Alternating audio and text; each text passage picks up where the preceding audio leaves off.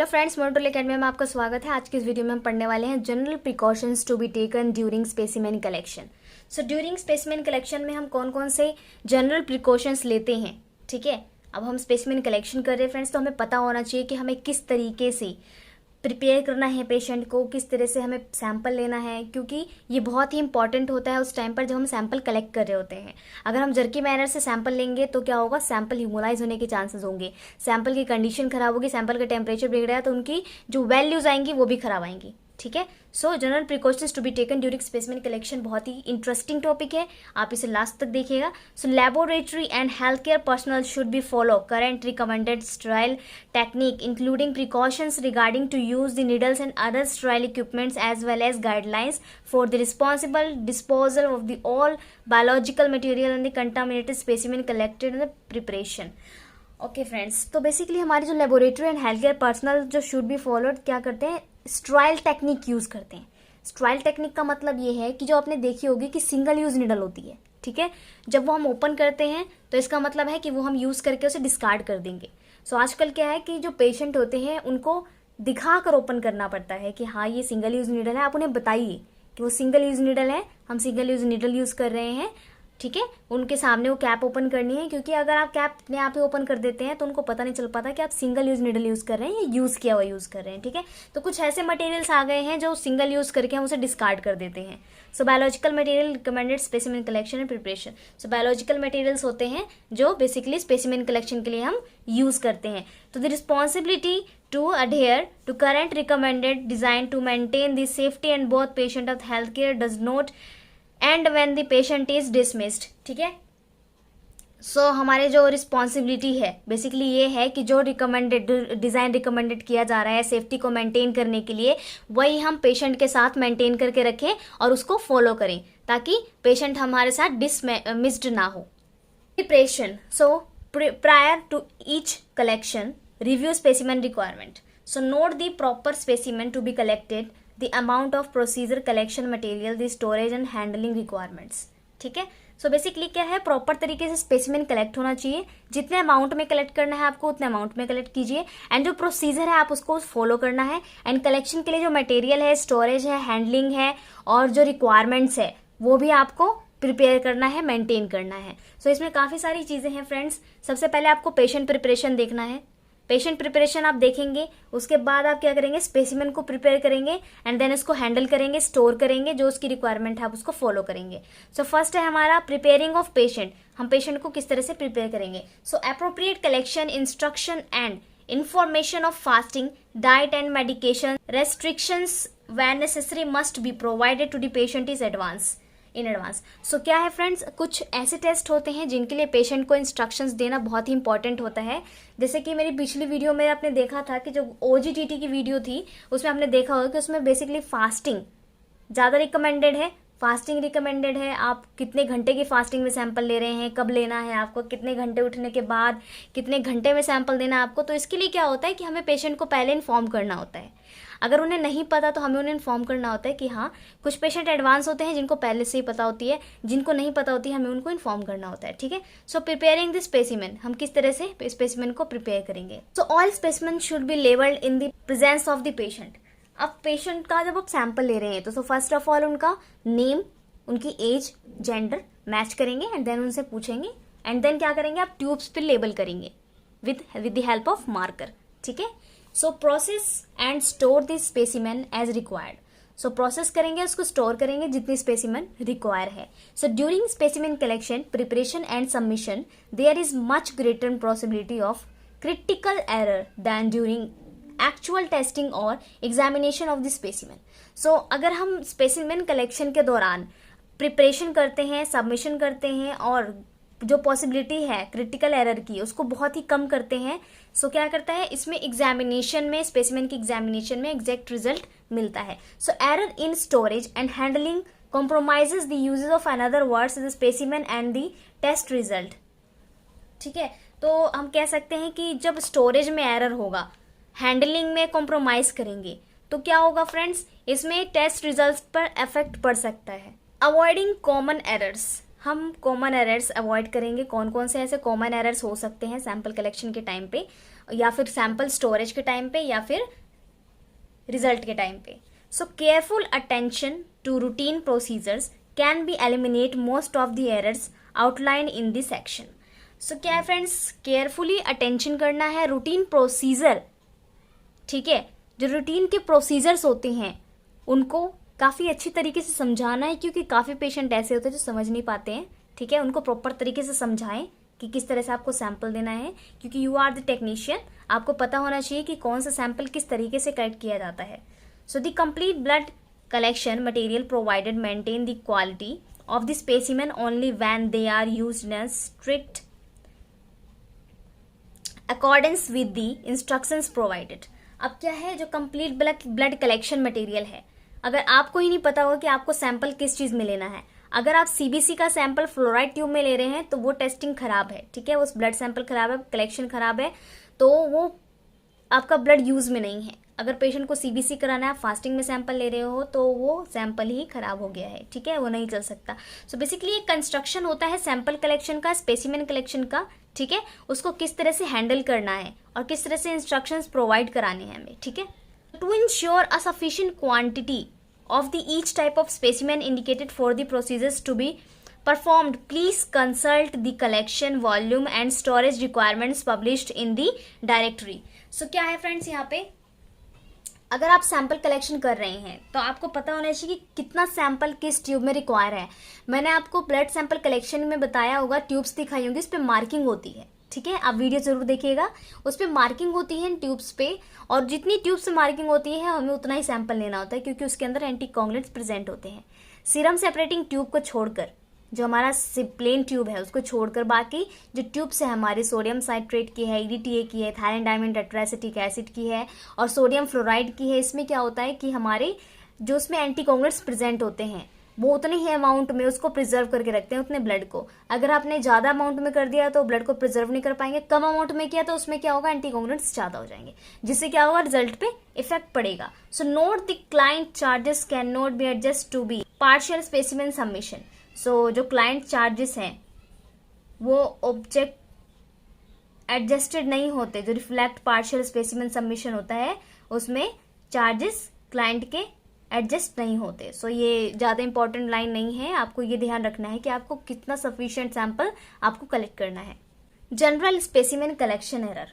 अब जनरली जो हम स्पेसिमेन कलेक्ट कर रहे हैं उसमें क्या एरर आ सकता है। So some of the common errors affecting all type of specimen include, so failure the लेवल a specimen correctly and provide pertinent information. So क्या है यहाँ पर, जो हम लेबल कर रहे हैं स्टिकर, सपोज कीजिए आपके पास 2 पेशेंट है, आपने दोनों पेशेंट की रजिस्ट्रेशन कर दी, लेकिन आपने जब सैंपल कलेक्शन किया उस दौरान आपने पेशेंट का नाम नहीं पूछा, आपने ट्यूब पर कुछ भी लेबल नहीं किया, आपने उसका सैंपल कलेक्ट किया फटाफट, एंड देन सेकंड पेशेंट का आपने सैंपल कलेक्ट करना स्टार्ट किया, एंड देन उसका जो स्टिकर लेबल करना था, जब स्टिकर लेबल करना था तो आपसे क्या हुआ, मिस हो गया, ठीक है। अब मिस होने का कारण ये है कि उस वाले सैंपल पे उसकी लेवल चढ़ गई और उस वाले सैंपल पे उसकी लेवल चढ़ गई, तो ये जनरल स्पेसिमेन कलेक्शन एरर हो सकता है, ठीक है।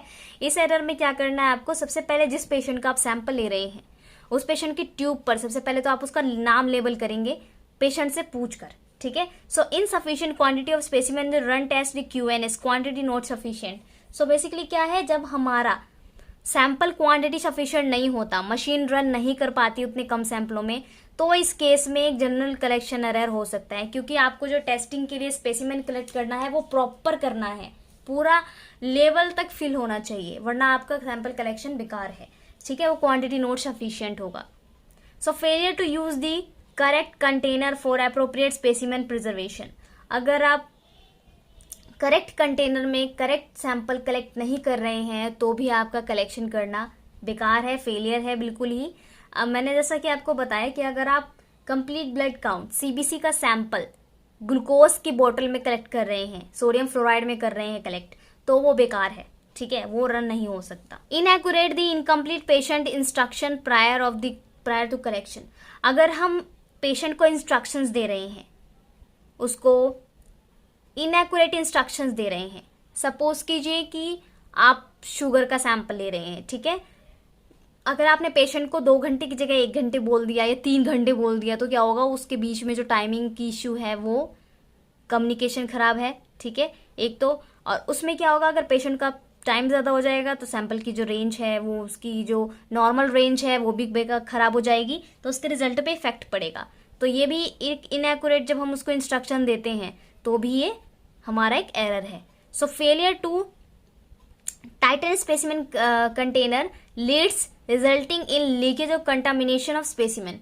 सपोज कीजिए कि आपने यूरिन का सैंपल दिया पेशेंट को लेने के लिए, ठीक है, तो अगर वो टाइटली कंटेनर नहीं करते, सपोज कीजिए काफी ओल्ड मैन है, वो अपने कंटेनर टाइट नहीं कर पा रहा है, उसको पता नहीं कि किस तरीके से मतलब टाइट करना है या नहीं है, उनको बताना है कि आपको कंटेनर देते टाइम कि सर आप इसे कंटेनर को प्रॉपर तरीके से टाइट कीजिएगा ताकि सैंपल लीक ना हो, ठीक है। तो अगर आप सैंपल लीक्ड आउट सैंपल देते हैं अंदर, अगर वो रन हो जाता है तो कंटामिनेशन के चांसेस बढ़ जाते हैं, क्योंकि बैक्टीरिया कहीं भी ग्रो कर सकते हैं, ठीक है, हर जगह बैक्टीरिया प्रेजेंट होते हैं। हमारा serum preparation errors, serum preparation में क्या क्या एरर हो सकते हैं। Most common preparation error include failure to separate serum from red cell within 30 to 45 minute to vein puncture. अब हम क्या करते हैं फ्रेंड्स, बेसिकली जो लैब्स होती हैं वहां पर, जहां पर काफी ज्यादा रश होता है, या फिर हॉस्पिटल्स में देख लीजिए, वहां पर ये केसेस ज्यादा देखने को मिलते हैं जब आप सैंपल कलेक्ट करते हैं, ठीक है। डायग्नोस्टिक सेंटर में भी होता है ऐसा, जब आप सैंपल कलेक्ट करते हैं तो पेशेंट कहता है आप बहुत जल्दी रिपोर्ट चाहिए, या फिर कुछ ऐसी कंडीशन आती है जिसमें हमें ही पता नहीं होता कि भाई सैंपल को 30 से 40 मिनट रखना है फिर सेंट्रीफ्यूज करना है। नहीं तो क्या करते हैं, सेंट्रीफ्यूज कर देते हैं, 30 से 40 मिनट नहीं रखते, हम वेन पंचर किया, यहाँ सैंपल लिया, वहां डाल दिया सेंट्रीफ्यूज में, एंड देन बाद में जब हमने टेस्टिंग के लिए दिया तो रिजेक्ट हो गया। क्यों? क्योंकि वो हीमोलाइज हो जाता है, ठीक है। सो फ्रेंड्स, हीमोलाइज की वीडियो बनी हुई है, आप हीमोलाइज देख सकते हैं वीडियो में कि हीमोलाइज कैसे होता है, किस तरीके से होता है, उसको कैसे हैंडल करते हैं। सो ये भी एक सीरम फेलियर है, सीरम प्रिपरेशन एरर है जिसके अंदर आता है। So failure to allow clotting the specimen before centrifugation. अब हम क्या करेंगे, मैंने आपको बताया कि जब आप सैंपल कलेक्ट करते हैं, सीरम सैंपल, तो आपको उसे 30 से 45 मिनट तक के लिए उसको रूम टेम्परेचर पे छोड़ना होता है ताकि वो क्लॉट हो जाए।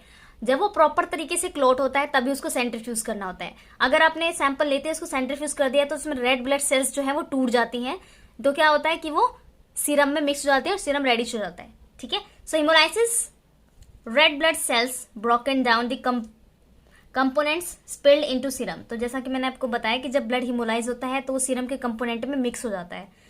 लाइपेमिया, क्लाउडी और milky serum sometimes due to patient is diet. अब क्या है कि लाइपेमिक कंडीशन आपने देखी होगी, जब दूधिया कलर का हो जाता है, मिल्की कलर का हो जाता है हमारा सीरम स्पेसिमेन, आपने देखा होगा कैसे ऐसी कंडीशन है, मेरे सामने भी कई ऐसी कंडीशंस आई हैं जिसके अंदर क्या होता है कि जो हमारा सीरम सैंपल है वो दूधिया कलर का हो जाता है। इसका मतलब ये है कि पेशेंट ने डाइट प्रॉपर तरीके से नहीं ली है, उसका फास्टिंग पीरियड जो है अभी भी बाकी है, तो वो 8 से कम घंटे फास्टिंग में रहा है या उसकी 14 घंटे से ज्यादा फास्टिंग हो चुकी है, ठीक है। जिस कंडीशन में क्या होता है कि वो जो उसका क्लाउडी कलर आता है, मिल्की कलर आता है सीरम का, तो हमें पहले पेशेंट को इंस्ट्रक्शन देना है कि आपको इतने घंटे की फास्टिंग रिक्वायर है। अगर नहीं हुई है तो जब आप टेस्टिंग करते हैं तो उस केस में क्या होता है कि वो लाइपेमिक सैंपल हो जाता है, क्लाउडी या मिल्की सैंपल हो जाता है, ठीक है, जिसकी वजह से हम टेस्टिंग नहीं कर पाते, पेशेंट का हमें दूसरा सैंपल रिकमेंड करना होता है। Plasma preparation error. अब प्लाज्मा प्रिपरेशन एरर किस तरीके से हो सकता है friends, failure to use appropriate anticoagulant, EDTA, heparin, sodium citrate etcetera to preservatives as per test requirement. अब क्या है एप्रोप्रिएट एंटीकोगुलेंट जो है, मैंने आपको बताया फ्रेंड्स कि टेस्ट में जो है उतना ही अमाउंट में एंटीकोगुलेंट प्रेजेंट होता है, जितने अमाउंट में वहां मार्क लिखा होगा उतने अमाउंट में आपको उसमें ब्लड ऐड करना है। तो इससे क्या होगा कि अगर आपने कम ब्लड सैंपल कलेक्ट किया उस ट्यूब में तो एंटीकोगुलेंट का अमाउंट ज्यादा हो जाएगा, अगर आपने ब्लड का सैंपल ज्यादा कलेक्ट किया तो एंटीकोगुलेंट का अमाउंट कम हो जाएगा। तो इसका मतलब ये है कि वो रिजल्ट पे इफेक्ट पड़ेगा, तो ये भी हमारा एक फेलियर है, ठीक है, फेलियर हमारा एरर है। Failure to release the additive adhering to the tube और स्टॉपर डायफ्राम, ठीक है। सो यहाँ पर क्या है, जो release additive adhering tube stopper होती है उसको हम रिलीज कर देते हैं, तो वो भी हमारा एक फेलियर हो जाता है। So incompletely filled tube causes an improper blood to anticoagulant ratio and yield questionable test result। So friends, जैसा कि मैंने आपको बताया कि आपने इनप्रॉपर तरीके से ब्लड को फिल किया है ट्यूब के अंदर, तो भी रिजल्ट में कुछ ऊपर नीचे हो सकता है। Improper mixing with the anticoagulant और preservative immediately after drawing each sample result in blood clotting. अब क्या होगा, आपने इम्प्रॉपर मिक्सिंग की, सपोज कीजिए आपने फ्लोराइड में सैंपल लिया है, आपने सोडियम साइट्रेट में सैंपल लिया है, ईडीटीए ट्यूब में सैंपल ली है। अगर आपने सैंपल लेने के बाद उसको मिक्स नहीं किया तो क्या हो सकता है, क्लॉटिंग हो सकती है, क्योंकि एंटीकोगुलेंट को मिक्स करना बहुत जरूरी है सैंपल कलेक्ट करते ही, ठीक है। सो उस टाइम पे जब आप ईडीटीओ को मिक्स करते हैं तो आप कितने डिग्री के एंगल पे करते हैं, 180 डिग्री के एंगल पे, कितने 6 to 8 बार, 6 to 8 टाइम आप उसको मिक्स करेंगे एंड देन उसको रखेंगे, ठीक है। देन अगर आपने ऐसे ही इमीडिएटली सैंपल कलेक्ट किया और उसे रख दिया तो वो क्या होंगे, क्लॉट हो जाएंगे, फिर वो क्या होगा, आपका सैंपल रन करने के लिए नहीं रहेगा, उसे डिस्कार्ड करना होगा, आपको रिजेक्ट करना होगा, आपको नया सैंपल लेना होगा, ठीक है। So delayed in more than 1 hour centrifugation the specimen 3500 RPM 10-15 in a period. अब क्या हो गया कि हमने सैंपल देने में लेट कर दिया। सपोज कीजिए कि आपको ईडीटीए सैंपल 3 से 4 घंटे में रन करना है, मतलब आपको इमीडिएट कलेक्शन करनी है और इमीडिएट रनिंग के लिए देनी है, ठीक है। तो आपने क्या किया, उसको काफी टाइम तक अपने पास रखा, जिसकी वजह से क्या हुआ कि सैंपल खराब हो गया, ठीक है। तो इतने टाइम तक आपने को नहीं रखना है, आपको रूम टेम्परेचर पे जितने टाइम तक रखना है उसके बाद रनिंग के लिए दे देनी है लेबोरेटरी के अंदर। Urine collection error, urine sample के कलेक्शन में क्या क्या एरर हो सकती है। The most common urine collection errors include failure to obtain a clean catches mid stream specimen. So यहाँ पर क्या है कि जो फेलियर हो जाते हैं अगर मिड स्ट्रीम स्पेसिमेन यूरिन नहीं दिया है, so failure to refrigerate specimen और store in a cool place. So refrigerate करना पड़ता है हमें। अगर आप सपोज कीजिए आप टेस्टिंग नहीं कर रहे हैं, आपको थोड़ा टाइम लग रहा है, आपने अभी तक कंट्रोल क्यूसी वगैरह नहीं लगाई है, तो आप क्या करेंगे, स्पेसिमेन को रेफ्रिजरेट करके रखेंगे, नहीं तो वो क्या होगा, खराब हो जाएगा। So failure to provide a complete 24 hour collection और अदर टाइम्ड स्पेसिमेन। सो एक हमारा 24 hour यूरिन टेस्टिंग होती है, आपको पता होगा, आपने पढ़ा होगा कि जो 24 hour यूरिन स्पेसिमेन कलेक्शन होता है वो किस तरीके से लिया जाता है। सो फ्रेंड्स, सपोज कीजिए ये मॉर्निंग में आपका पेशेंट आता है, वो कहता है अभी तक मैंने कोई भी यूरिन पास नहीं किया।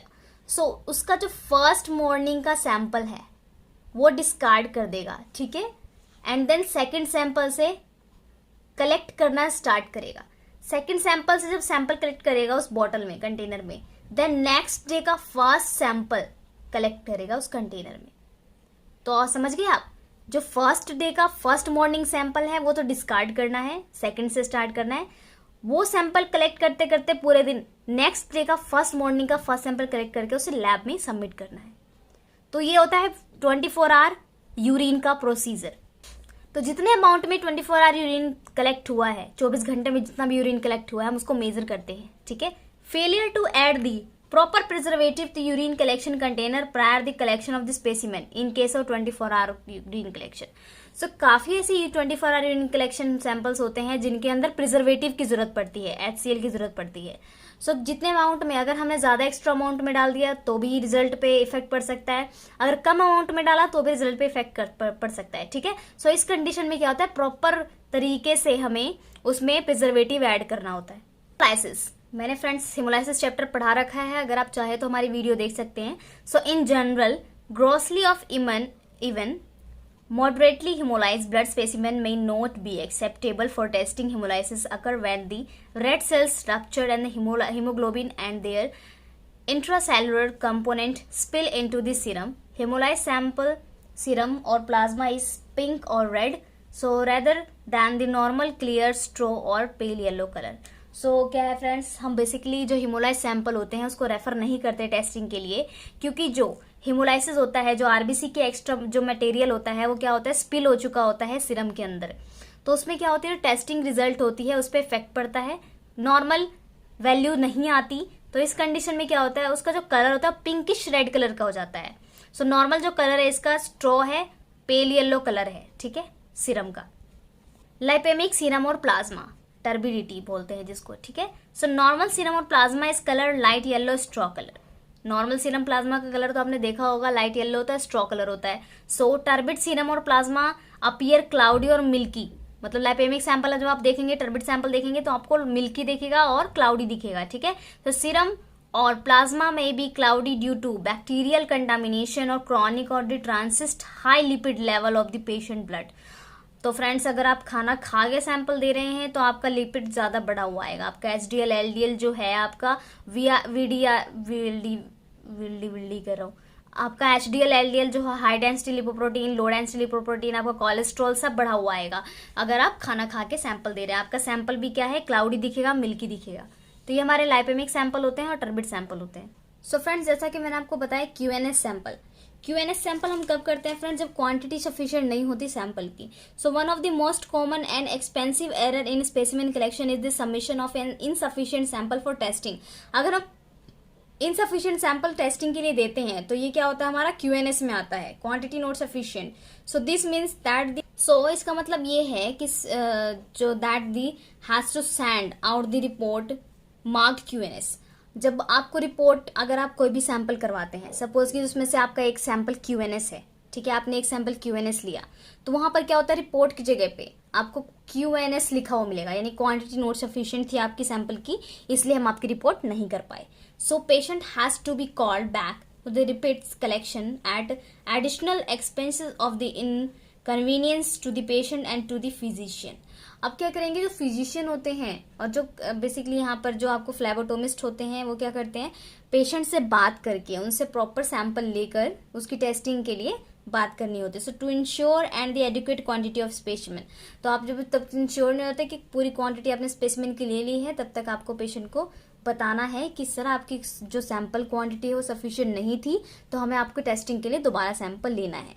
सो फ्रेंड्स ये था हमारा जनरल प्रिकॉशंस थे हमारे। सो स्पेसिमेन कलेक्शन से पहले के जो हमारे जनरल प्रिकॉशंस है वो ये थे। आज की वीडियो में हमने ये डिस्कस किया, बहुत ही इंटरेस्टिंग है, स्कोरिंग मार्क्स टॉपिक है। सो इसे ध्यान से पढ़िएगा लास्ट तक, ठीक है। सो फ्रेंड्स अगर कोई क्वेश्चन है इसके regarding general precautions to be taken during specimen collection के रिगार्डिंग, आपकी कोई एक्स्ट्रा क्वेश्चन है, आपकी कोई क्वेश्चन है, तो आप पूछ सकते हैं, उसका आंसर मिल जाएगा आपको। सो फ्रेंड्स मिलते हैं नेक्स्ट वीडियो में। तो वीडियो अगर आपको अच्छी लगी हो तो इसे लाइक कीजिएगा, फ्रेंड्स को शेयर करना मत भूलिएगा, चैनल को सब्सक्राइब कर दीजिएगा। Thank you so much.